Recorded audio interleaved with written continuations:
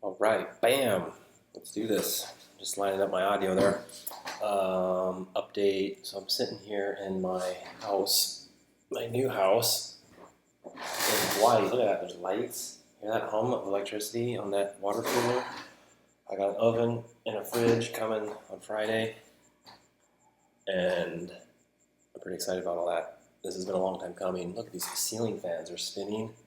If you recall from any of my other videos of building this house, then living up in the shacks as I was doing it. So it's been a long time coming. Secondary, in 3 days I have my first running clients showing up here to go running around Big Island.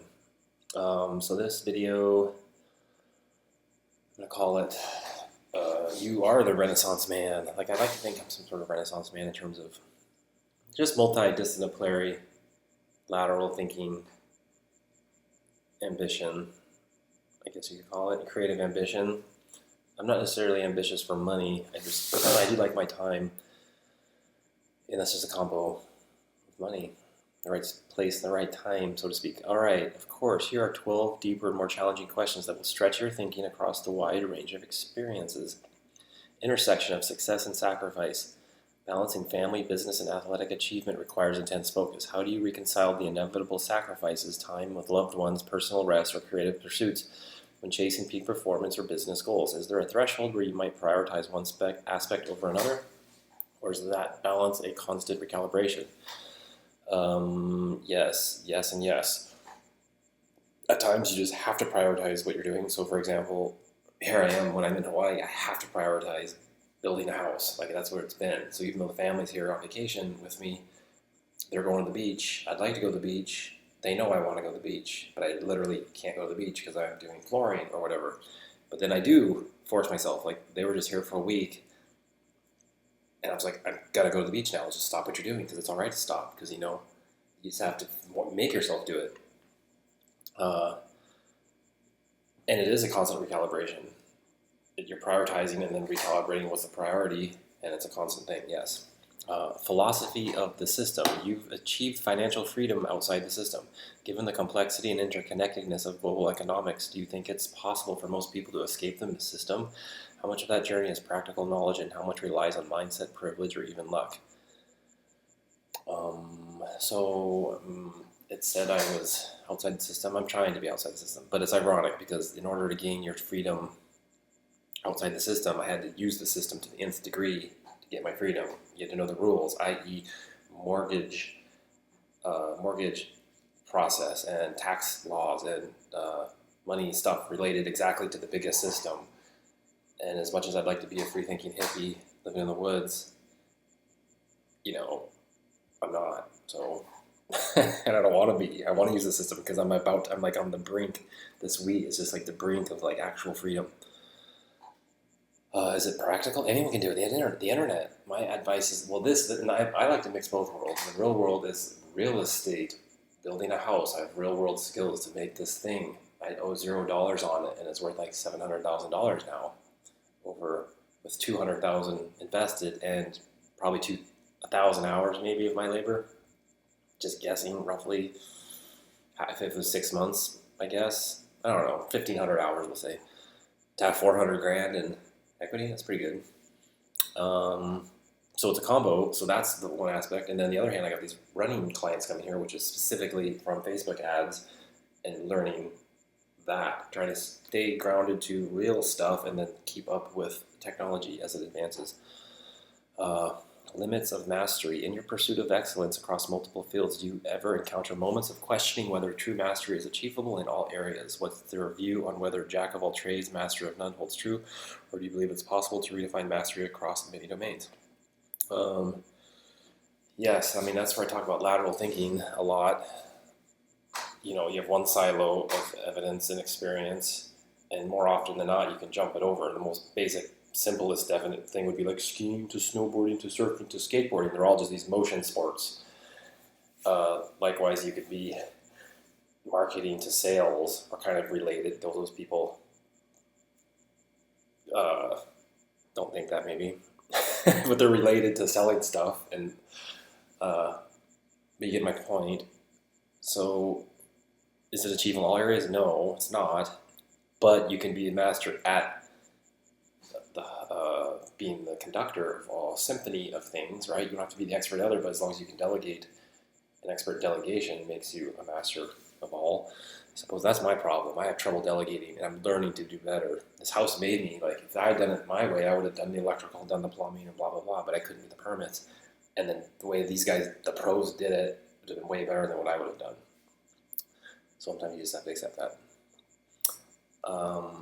Authenticity versus public persona. As someone who shares their life and philosophies with others, how do you ensure that your version of yourself present remains authentic? Do you ever feel a tension between maintaining that public persona and that vulnerability of showing areas where you might still be learning or growing? No, it's pretty much what you see is what you get. And that's part of it. Like, I mean, even these videos, these later, newer videos, like, yeah, I mean, skiing, like, if you have an audience that's based on skiing only, extreme sports only, you don't really want to, like, start talking religion and politics because that might offend them. But in the end, that's who I am. And it all ties together.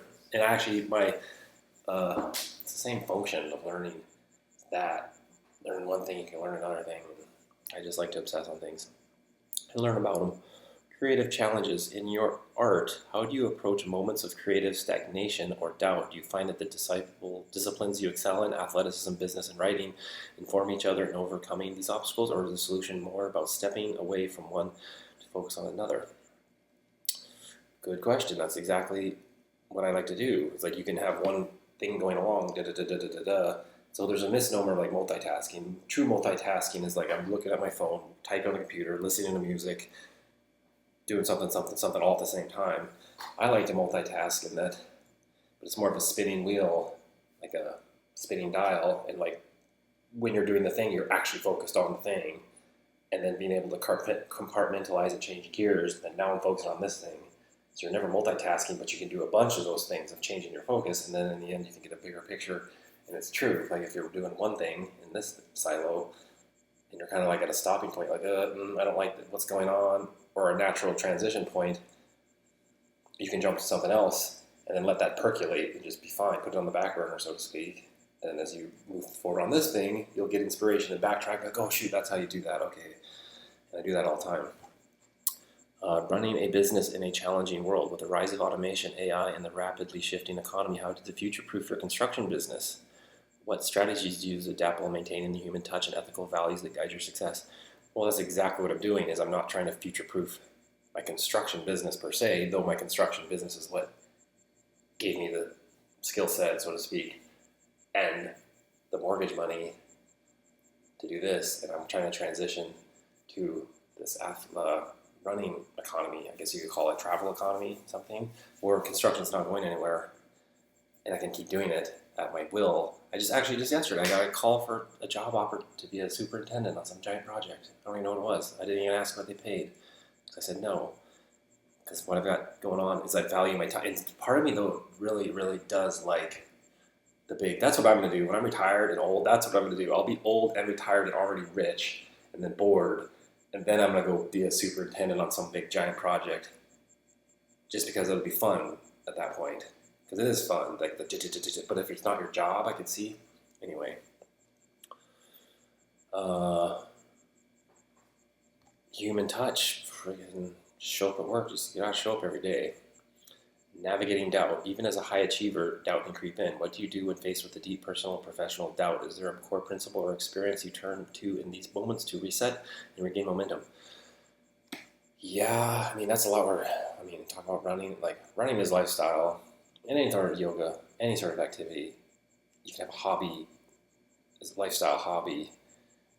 You can use it as a tool to meditate on what doubts might be happening in your professional life. Like I said, it's having these different chunks of your person and cross-reference and back and forth, and laterally think between the two. Doubt specifically, I'm not say I don't ever doubt myself. I do all the time. And I'll actually allow the doubt, like even for this running thing. When I did so bad in that race last month, that was issue. That was a whole other thing. It was like crushing doubt, like, oh my God, what am I doing? This is crazy. Like it was complete, and I allowed myself to let the doubt set in and be like, oh, maybe the doubt is the voice of reason. Be like, oh yes. Sometimes you gotta listen to the doubt and really assess what it's trying to say. Parenting and freedom. As someone who has built a life free from conventional systems, how do you navigate guiding your children through a world where they will inevitably encounter these structures? Do you teach them to work within or actively seek alternative paths? How do you prepare them for the challenges of making those choices? I do actually all the time point out how they need to learn how to run Facebook ads, of all things. Of all things I've learned, that is the most powerful thing. It's so simple, I mean, of all things, but being able to talk to who you want to talk to in the world, not just like selfie pictures of you doing whatever, but to actively spend money, to zero in on people for them to give you money. That's a pretty powerful thing in itself.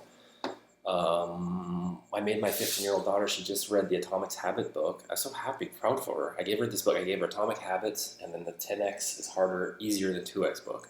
The two books I bet go those are the best two combos that I really like. And I got her, she actually read Atomic Habits. And I'm like, oh my God, like, great. I don't know. That's all you could do is get her to read. She did. And then also, I mean, then today I hear about, how they're saying like EMF, electromagnetic frequencies, and cell phones are literally causing tumors and stuff, and all these issues from the light frequencies. And then, your kids are just addicted to their phones. And you're like, oh my God, you're literally just killing yourself. And it's a bummer trying to explain to them, but everyone's so addicted to their social media. Defining failure and success. In such diverse pursuits, success must have different definitions for each. What is failure to you? Do you view failure differently in sports than art, writing, or business? How do you pivot when a failure in one domain leads into another? Well, it's true. If you pivot, like say your marriage is failing and that's bleeding into your life at work, that could be a problem.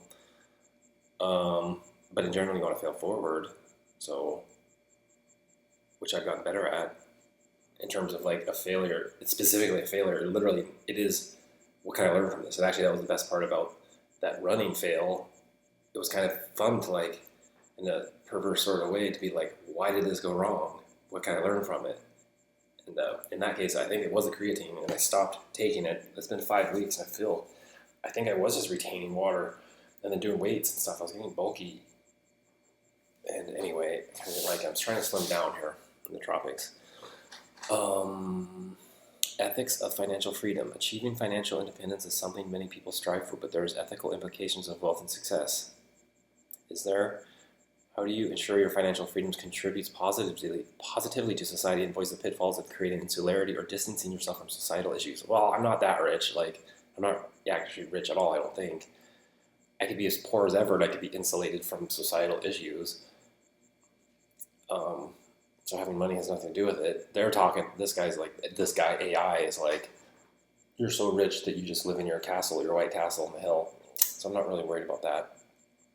Implications, but in general, I mean, it is about giving things for free. Like this running thing I'm doing, this first one's for free, and it feels good to do it for free. It actually had the daydream of like, if it was always free, I'm like, oh, what if I had this thing that was always free and I always bring people just to meet them and go do this cool stuff, but then you weren't charging money for it. Like, it seems very counterintuitive, but also maybe very smart.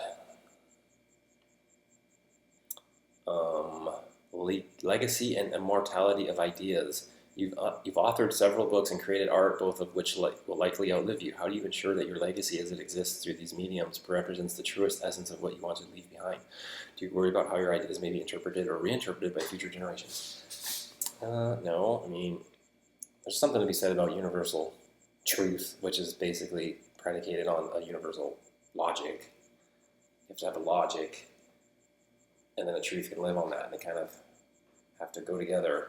As soon as an idea is broken apart, if logic can break it apart, it's not true, so they kind of go hand in hand. If that's your overall goalpost, it should outlive yourself, you would think. Unexplored territories. You've mastered several disciplines, but is there a field or aspect of life that still eludes you, something you haven't yet conquered or explored deeply? What's the next mountain, literally or metaphorically, that you feel drawn to tackle, and why? Of all things I'm not good at is car maintenance. I'd like to be.